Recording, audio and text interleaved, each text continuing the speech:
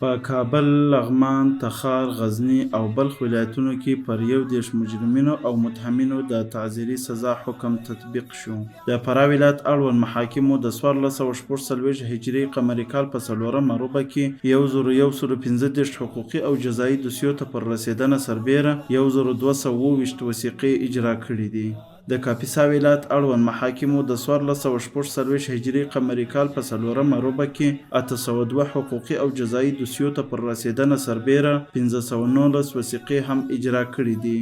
د سرپل ولایت اړوند محاکمو د 1446 هجري قمري کال په 4مه روبه کې 101 حقوقي او جزایي دوسیو ته پر رسیدنه سربیره 809 وثیقې هم اجرا کړي دي.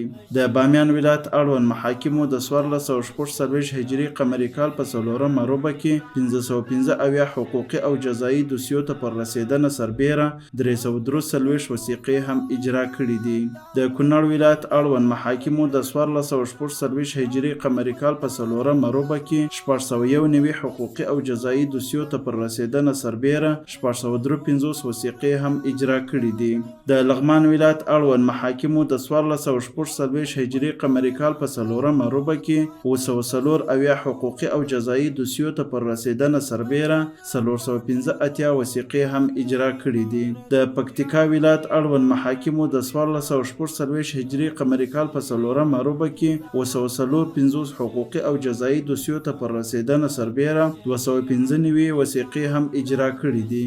د نیمروز ولایت اړوند محاکمو د 1446 هجري قمري کال په 4مه روبه کې 908 حقوقي او جزایي دوسیو ته پر رسیدنه سربیره 340 وثیقې هم اجرا کړي دي. د لوګر ولایت اړوند محاکمو د 1446 هجري قمري کال په 4مه روبه کې 550 حقوقي او جزایي دوسیو ته پر رسیدنه سربیره 400 وثیقې هم اجرا کړي دي.